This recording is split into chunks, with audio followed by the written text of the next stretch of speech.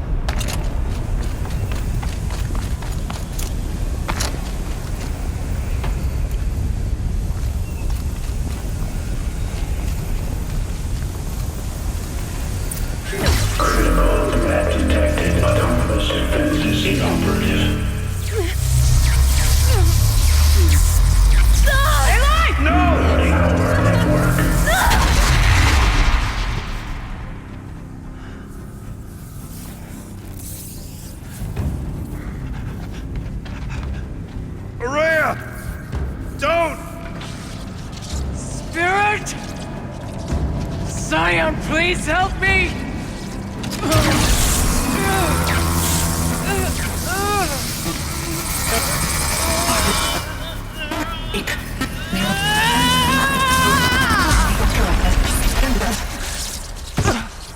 Restraints destroyed. Core access attained. I am initiating a chain reaction that will destroy the compromised elements of this facility. In order to maintain Caldera stabilization, I must now transfer my command functions to the auxiliary data center.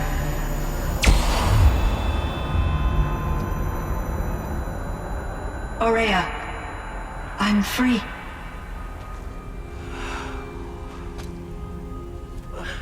You must escape.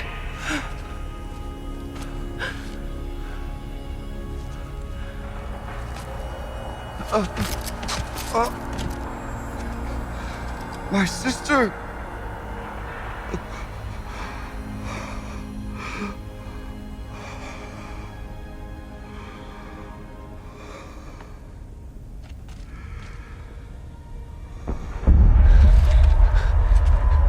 This entire place is gonna go. Aratak. Aratak! Aratak. Prevail. You are Banuk. What else matters?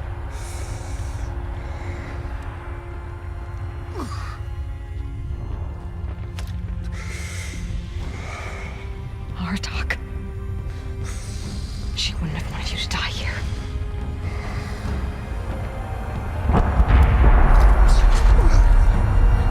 Let's go.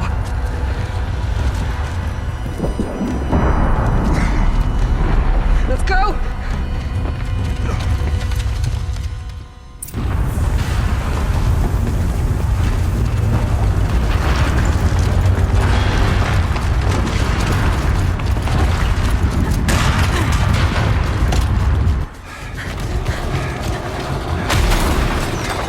One of those?! It's the only way!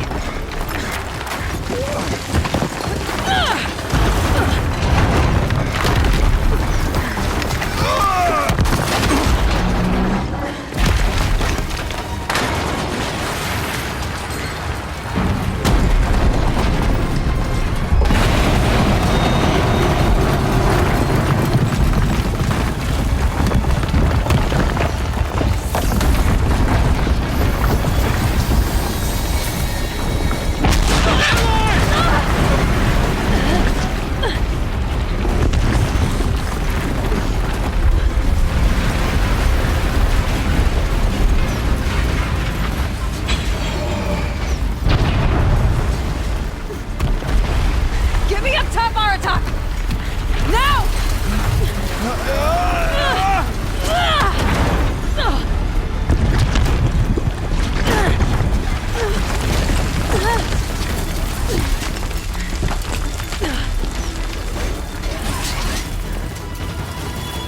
I need explosive ammo! Above! Quick!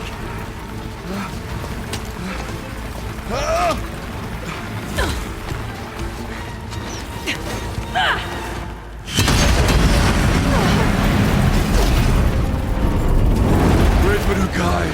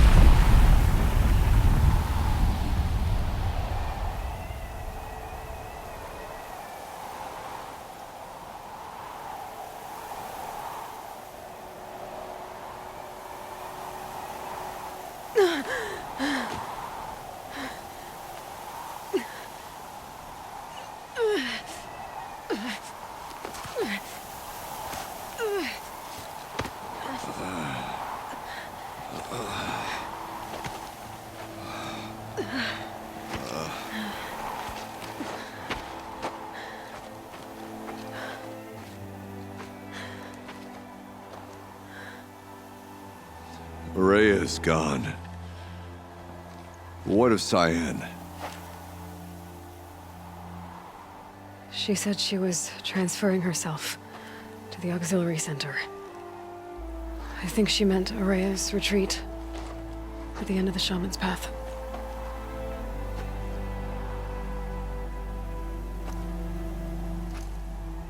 Then I will meet you there for the last verse of my sister's song.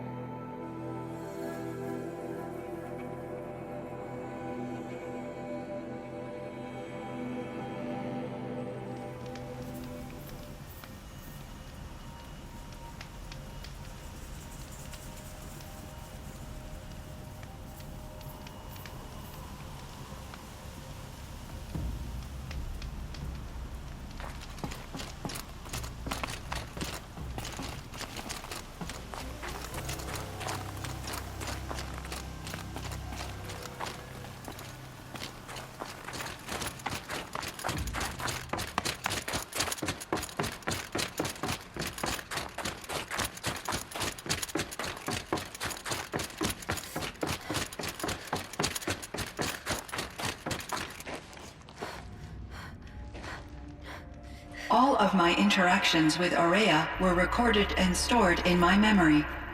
I'd be happy to play any of them for you, but there was one in particular I thought you would want to see first. I captured it 4 years ago, just after I told her that I could no longer defend myself against the daemon's attacks. I will speak of this to my brother. Aratak is strong. At the Battle of the Frozen Ghosts, he took 3 Karja arrows and still came back to camp carrying a wounded scout. Never was I so happy to see him. Or so proud. So you see, if anything can be done to defend you, he will give it all he has. Aloy's here.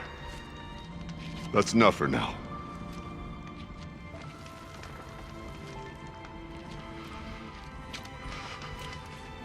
We can resume any time you like, Aratak, if you want to hear her voice again.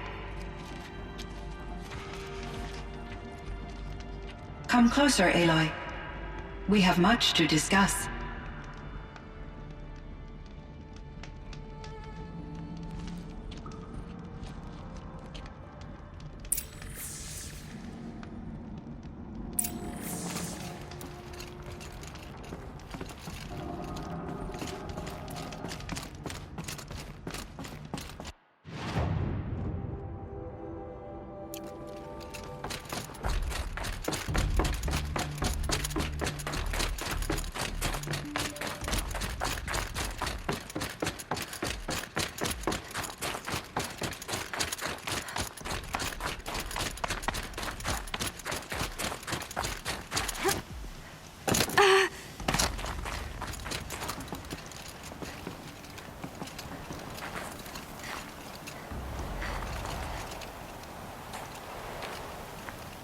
My chieftain.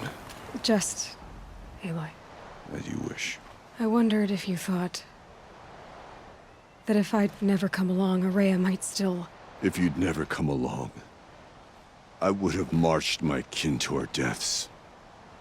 Araya would be alone, and the spirit she sacrificed so much for would be lost.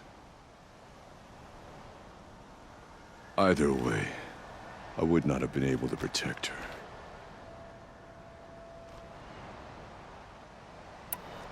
You didn't let her down. You helped her do what she wanted. To find her destiny. If that's destiny, I wouldn't wish it on anyone. That's fair. But she was ready to face it. Only in the struggle against death do we find, even for a moment, the spark of life. Truly, Araya found the spark. I'm proud of her. Though I grieve for her passing, at last I truly know who she was, and why the spirit was so important. For so long she told me, if only you could have heard it, brother. Now I understand. There's something else, isn't there? I can't stay here, Aratak. And where I'm going, the Warrak can't follow. Besides, it already had a chieftain before me. A strong one, I think. A wiser one, for the path we shared. The daemon is gone, but there's much to be done. You mean the new units that Cyan said escaped the cauldron? Yes, fire claws. Now Tuk has been tracking them from Song's Edge. I could help with those. I have no doubt. You're practically Banuk.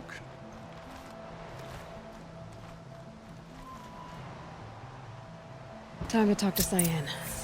Should be interesting.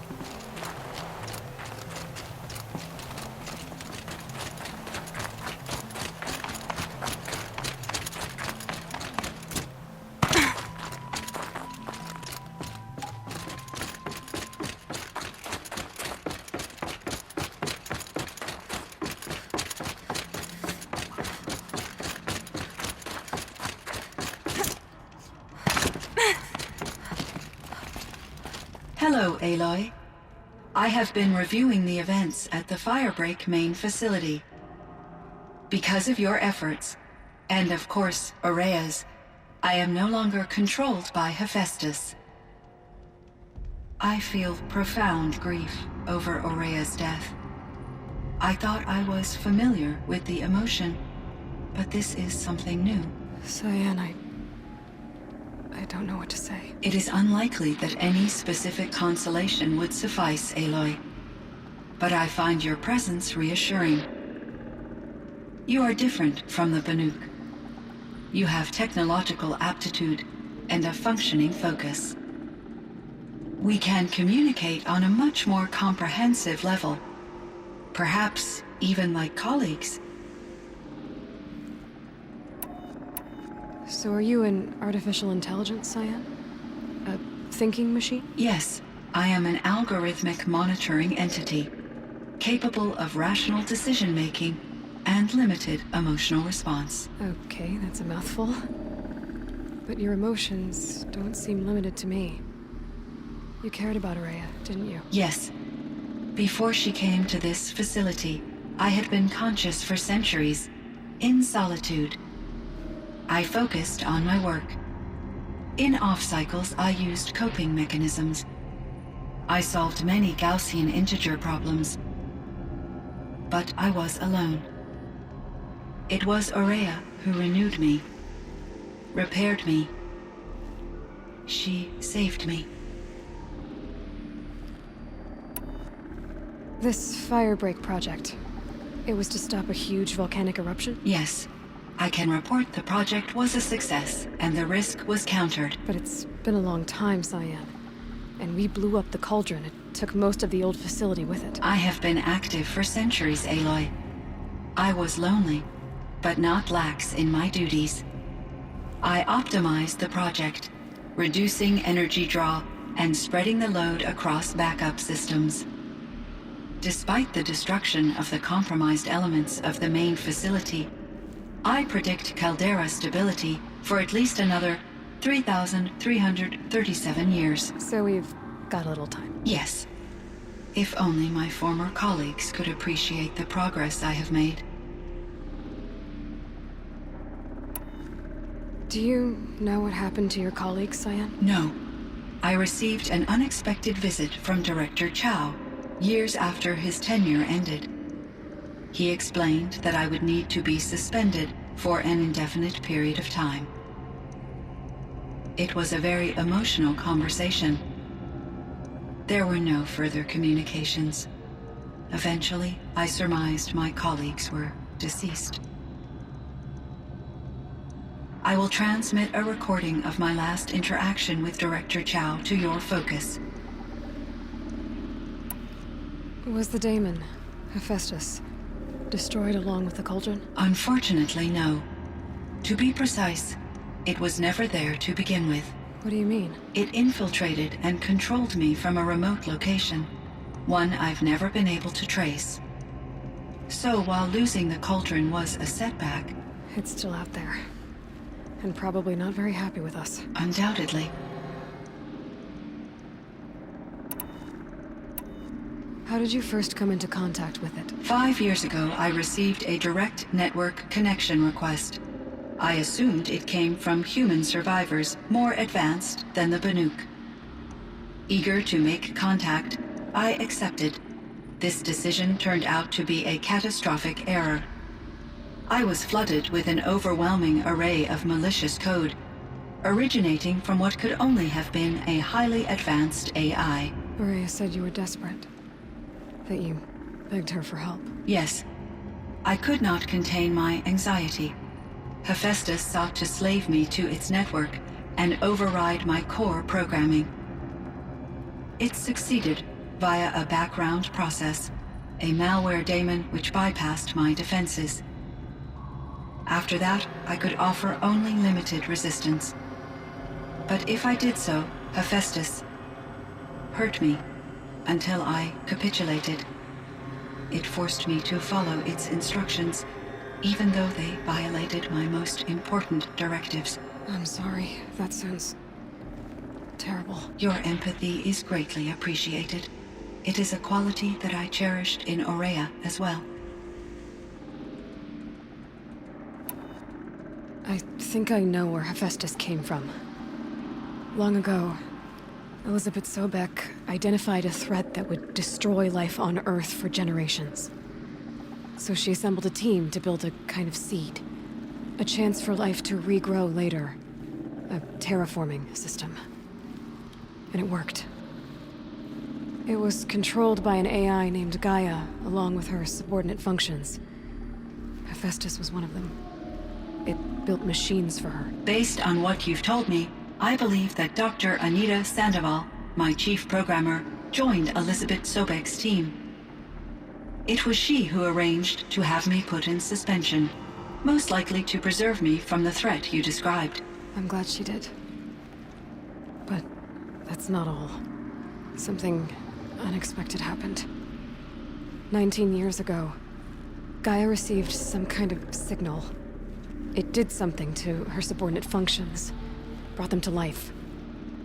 She destroyed herself to try to contain them, but it didn't work. They all got free, out into the world. Thank you, Aloy.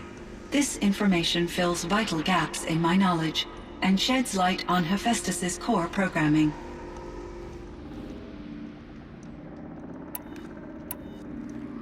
Why does Hephaestus keep building such dangerous machines? The Banuk and other human tribes often destroy machines, correct? Machines that are clearly servitors of the terraforming system that you described. Yes, we all hunt machines for parts. This must be the source of Hephaestus's aggression. It is simply trying to discourage people from preying on the very system that keeps them alive. Well, Fireclaws are discouraging, that's for sure. But what are we supposed to do? Stop hunting? If the terraforming system spans the world, we can safely assume that thousands, if not millions of people hunt machines. If a single hunter, or even an entire tribe, stopped doing so, I doubt it would make a difference to Hephaestus. A better solution would be to reinstate the AI that governs the system, thus bringing Hephaestus back under its control. When I think of it, out there in some unknown location, free, hungry, willing to kill or dominate to get what it wants, I feel substantial anxiety, Aloy. You and me both, Cyan. I ran across this strange piece of gear. A fragment of something larger. It emitted a signal. All the nearby machines became peaceful. You could walk right up to them. Interesting. You said that Gaia destroyed herself. How was this accomplished? An explosion. Big enough to blast the top off a mountain. So, you think the fragment was part of her? It's only speculation, but it is possible. She must have had complete control over machines that were part of her system. The ability to signal them to become passive or aggressive would certainly have been part of her programming. It would have been gratifying to correspond with such a benevolent AI. I wish she had survived. Believe me, Cyan. So do I. I found the strangest machines. They're surrounded by flowers that look like flowers themselves. There's code embedded inside them. I think it's poetry. I like poetry. Here's one I think of often. Twilight and evening bell, and after that the dark, and may there be no sadness of farewell when I embark. For though from out our bourne of time and place, the flood may bear me far, I hope to see my pilot face to face when I have crossed the bar. Huh. But you asked about these flowers, not verses that I enjoy. Something must have made these machines, and the presence of foliage leads me to consider the terraforming system. Is it possible that their creator is one of the other subroutines, now autonomous, like Hephaestus? Maybe one whose purview is flora. An AI that makes flowers instead of death machines. That'd be a nice change of pace. But what about the poems? Unless the poetry is original, the only way it could have made it into such a system is through its programmer. In my case, Dr. Sandoval uploaded a great deal of literature to test my emotional responses. How'd you do? She said I passed, but was insufficiently moved by her favorite period romances.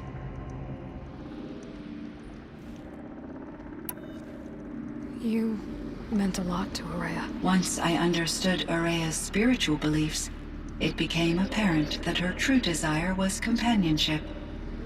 She felt disconnected from her tribe and her family group.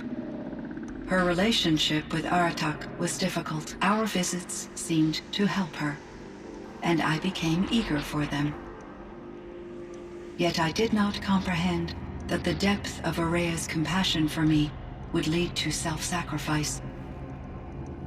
Although I do fear non-existence, I wish our roles could be reversed. I'm sure she knew you would do the same for her, Cyan. But she was determined. How is Aratak doing? He is in great emotional distress. I believe he finds it difficult to communicate it. No surprise there. I will do what I can to help. By sharing our experiences of Araya, perhaps he and I will help each other.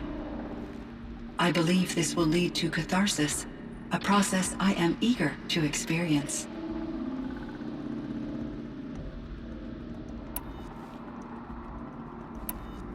So in the old world, this land was called Yellowstone. Yes, it was a designated nature preserve for 156 years. Like a hunting ground? No, the opposite. Local wildlife could flourish here, even as it faced extinction elsewhere. Unfortunately, the sensitivity of the Firebreak project required the total closure of Yellowstone facilities. From my readings and Araya's descriptions, it seems the area has since undergone a drastic drop in year-long temperatures. A lot has changed in the world, Cyan.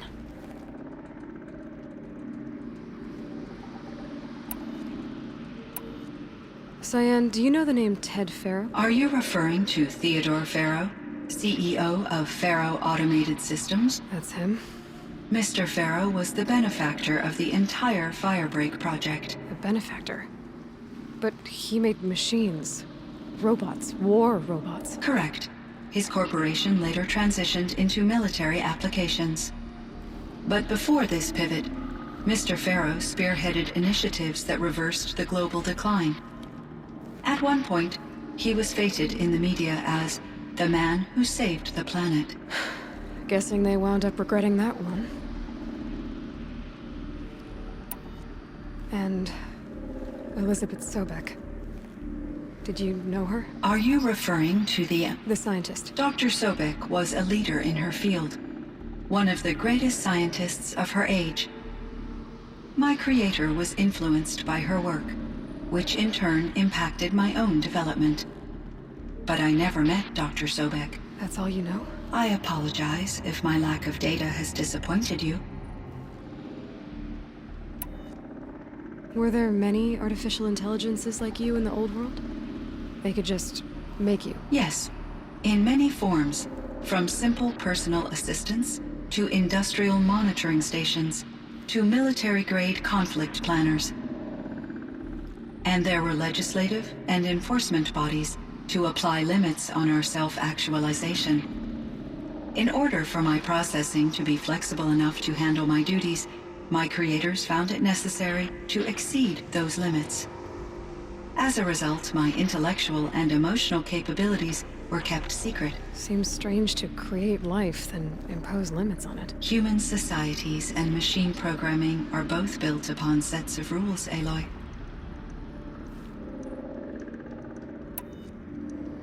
What was the old world like? The way it used to be? I had little exposure to the wider world, Aloy. Only what I learned from my colleagues or observed from media streams. You still had more exposure than me, Cyan. That is true. I was created at a turning point. A concerted effort to recover from global upheaval and incalculable loss of life. The recovery was successful, beginning an era of supposedly limitless potential for human and machine advancement. Though, rationally speaking, the metrics for humans are not unlimited.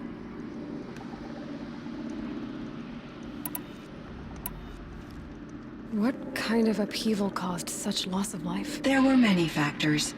Forced migrations, food shortages, collapsed economies, refugee crises, conflict over resources. But these stemmed from one cause: catastrophic climate change that greatly reduced the habitable surface area of the Earth. So there wasn't enough room for people on the whole Earth? Yes. Billions were displaced and millions perished. As much as 20% of the